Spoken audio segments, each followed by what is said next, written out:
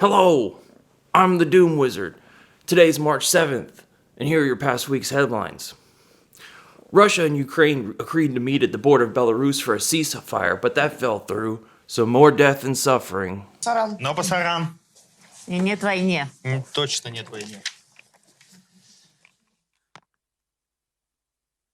Russia, in fact, openly shelled residential areas in Kharkiv. Yes, rockets struck a maternity clinic, a Holocaust memorial site, and near a TV tower in Kyiv on Tuesday after Russian military warned of high-precision airstrikes, warned civilians nearby to flee. Inflation will be worse than feared this year in America, Goldman Sachs predicts.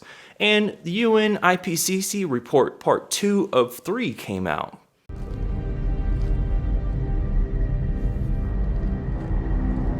You're waiting for a train.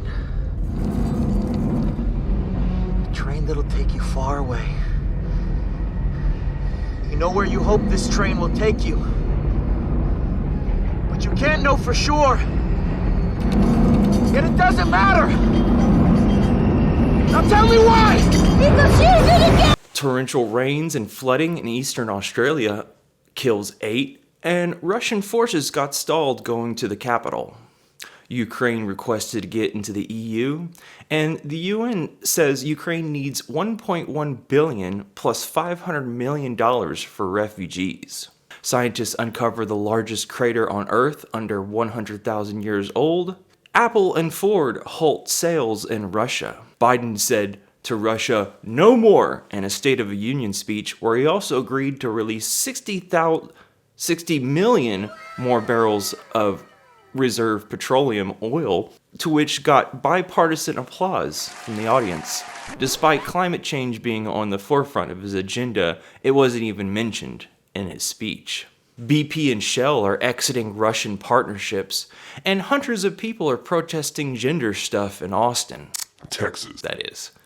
Biden says Russia intentionally targeted civilians in Ukraine, and they're using cluster bombs, which violates international law. International law? Fuck that. Psychopaths run the planet. Just rape it of its resources. Who cares about laws? That's cool. Great job again, humans. We are the evil ape. UN announced Russia's actions. Whoop-de-doo. What does it matter when WHO and UN denounce their actions but don't really follow through with concrete action, despite being formed in the first place to stop these sorts of incidences in the first place? Okay, you get my drift? In fact, 1.25 million refugees have fled, the fastest this century. But that's just a small taste of what's to come. Try 318 million later this decade or next. 2 million kids in America live with damaged and or ill veterans and have to be their caregivers, basically. Screwing up their mental health because there's no community support and they're overwhelmed. Mental health services, for instance, are at an all-time low. I wonder, maybe if you charge $60,000 for a mental health degree, people don't really want to sign up for that. Ukraine started accepting cryptocurrency donations and collected $47 million in Bitcoin, Doge, and Ether. Ukraine's upper nuclear plant is on fire. There's no resolution on fighting. And 16,000 fighters are on their way to fight. You can volunteer and enlist to go fight the Russians. Arrgh. It'll be like real-life PUBG. Pick up the skillet. Skillet. Boy, pick up the skillet. We're dropping hot. But Papa Biden says he doesn't approve. Florida bans abortion after 15, and Sackler family pays out $6 billion for damages related to the opioid crisis. This from the New York Times. China asked Russia to delay the Ukraine war until after the Olympics.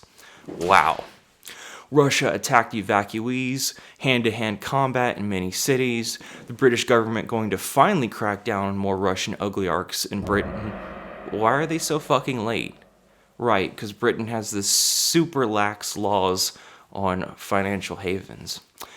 Awful. Convoys are on the way to the nation's capital here in America, both from California and somewhere else. Something about vaccine mandate protests. What's new? This is the 2020s after all. 3,525 feet. That's the target elevation. Grand Canyon is having problems generating electricity because of low water in this time of year and because of low mountain snow. Musk posted on Twitter and said that he hates to say it, but we need to increase oil and gas output immediately. Extraordinary times demand extraordinary measures, he says. Quote, obviously this would negatively affect Tesla, but sustainable energy solutions simply cannot react instantaneously to make up for Russian oil and gas exports. Russia's second largest company has broken ranks with Putin, called Lukoil, which produces more than 2% of the world's crude oil and employs over 100,000 people, has called for an end to Russia's war in Ukraine. Yet again, North Korea fires another ballistic missile on Saturday, just days before South Korea's election. Visa, MasterCard, PayPal, Samsung, among other big businesses that are pulled out of Russia, which is crippling Russian citizens. Evacuation in Mariupol, is that in South Ukraine, no water, no heat, food running low, a complete crisis. But also a tornado, an EF3 in particular, struck central Iowa, and people died.